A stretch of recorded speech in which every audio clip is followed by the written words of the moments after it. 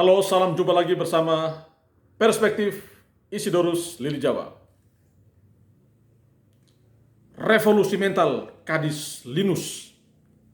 Saudara-saudara, mulai tanggal 6 Maret 2023 yang lalu, para pegawai di lingkup Dinas Pendidikan dan Kebudayaan Provinsi Nusa Tenggara Timur mulai berkantor di jam 5.30 pagi atau jam setengah 6. Ini adalah kebijakan yang kedua ya, setelah beberapa saat lalu kita dihebohkan dengan kebijakan pemerintah Provinsi Nusa Tenggara Timur melalui Dinas Pendidikan dan Kebudayaan yang mewajibkan para siswa SMA di beberapa sekolah di Kota Kupang untuk mulai bersekolah di jam 5 pagi, yang kemudian direvisi menjadi jam 5.30 pagi. Dan Dinas Pendidikan dan Kebudayaan Provinsi NTT adalah OPD pertama yang menerapkan mulai masuk kantor jam 5.30 pagi. Pertanyaannya adalah, apa yang mendasar atau alasan apa sampai para ASN, para pegawai itu harus masuk kantor jam 5.30 pagi? Ya. Karena memang menurut regulasi itu tidak diatur seperti itu.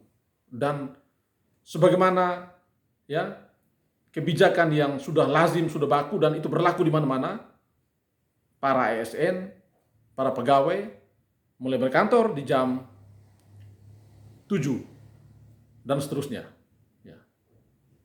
Lalu apa alasan mendasar sampai timbul kebijakan seperti ini? Ya.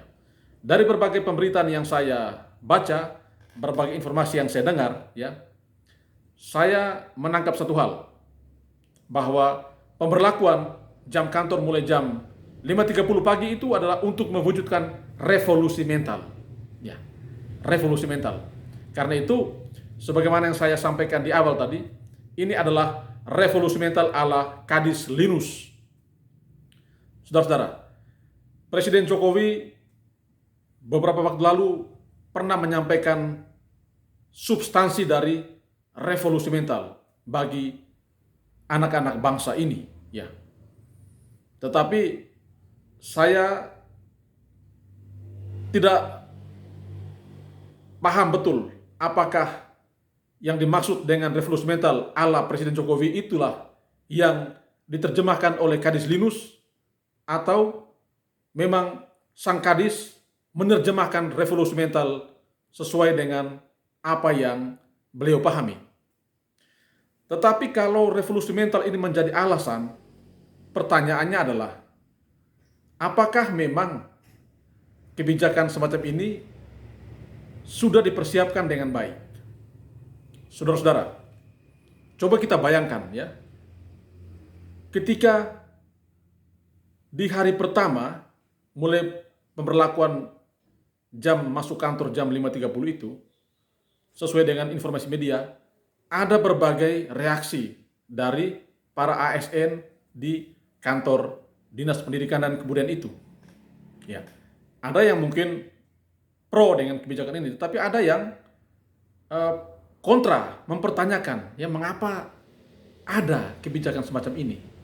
Ya, karena ini tentu akan mengubah ritme, ya, mengubah alur dari pola di keluarga-keluarga. Ya. Kalau masuk kantor jam 5.30, maka kita bisa bayangkan bagi orang tua ya yang mempunyai anak-anak sekolah atau anak-anak yang bayi, anak-anak kecil di rumah, ini merupakan suatu kendala tersendiri. Bagaimana mungkin di jam pagi itu mereka harus berkantor sedangkan anak-anaknya masih tidur? Lalu kalau anak-anaknya bersekolah, siapa yang mesti mengantarkan anak-anak mereka ke sekolah? Siapa yang menyiapkan makan buat anak-anak mereka sedangkan orang tuanya sudah ke kantor? Ini menjadi satu kendala tersendiri. Apakah ya pihak Dinas Pendidikan sudah mempertimbangkan situasi seperti ini? Yang pertama. Lalu yang kedua, kalau masuk kantor di 5.30, apakah memang ini menyelesaikan persoalan yang dialami oleh Dinas Pendidikan dan Kebudayaan? Karena dari informasi yang saya baca bahwa para pegawai itu harus masuk di pagi hari untuk membereskan berbagai pekerjaan yang menjadi keluhan dari banyak pihak. Tetapi pertanyaannya adalah, apakah memang terapi ini menjawab persoalan atau tidak? Ya.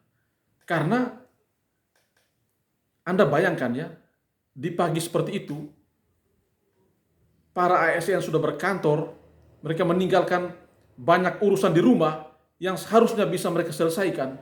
Itu merupakan suatu pekerjaan yang berat. Kalau misalnya di rumah itu ya suami istri bekerja, bagaimana kalau istri sudah di dini hari ke kantor? Bagaimana dengan anak-anak mereka? Ya, siapa yang mengurusnya?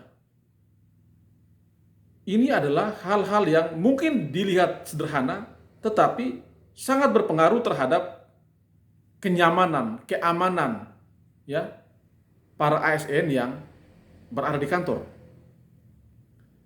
Bisa jadi mereka datang ke kantor itu karena memang terpaksa, tetapi pikiran ya, perasaan itu masih tertinggal di rumah karena masih ada banyak urusan yang belum terselesaikan di rumah. Nah, kalau ini merupakan wujud revolusi mental, pertanyaan saya adalah, apakah memang benar ini bisa menjadi solusi atas persoalan-persoalan ya bangsa ini, atas persoalan-persoalan di dinas terkait berkaitan dengan mentalitas para ASN, atau justru ini menimbulkan dampak yang sebaliknya, masuk terlalu pagi ya malah bukan berkinerja semakin baik, tetapi kinerjanya biasa-biasa saja. Jadi ini perlu dipertimbangkan ya. Dan saya menangkap ya, ada kegalauan, ada kekhawatiran, ada kecemasan dari para ASN yang berkantor di pagi hari itu, di jam 5.30 pagi. Karena itu ada banyak pihak yang sudah meminta ya, Dinas Pendidikan dan Kebudayaan Provinsi NTT sudah meminta kepada dinas untuk membatalkan kebijakan ini karena dasar hukumnya tidak ada ya. Dasar hukumnya tidak jelas. Lalu menuntut agar para ASN masuk di jam 5.30 pagi dan mereka harus pulang di jam 16 sore dengan durasi jam kerja yang panjang seperti itu. Apa dampaknya? Apa konsekuensinya? Itu harus juga bisa dipertanggungjawabkan ya, karena jangan sampai ada hak-hak mereka yang diambil oleh dinas, misalnya waktu mereka bersama keluarga. Ini harus dipertimbangkan. Karena itu menurut saya ya, revolusi mental ala Kadis Linus ini harus dievaluasi lagi dan sebaiknya dibatalkan ya. Kita ikuti alur yang sudah ada, yang sudah berjalan selama ini ya. Tidak ada persoalan.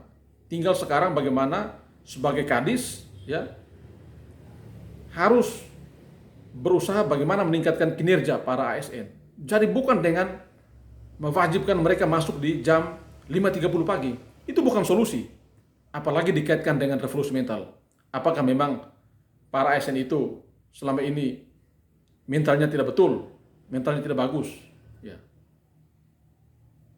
Jadi saya harap ini dievaluasi dan kalau boleh dibatalkan.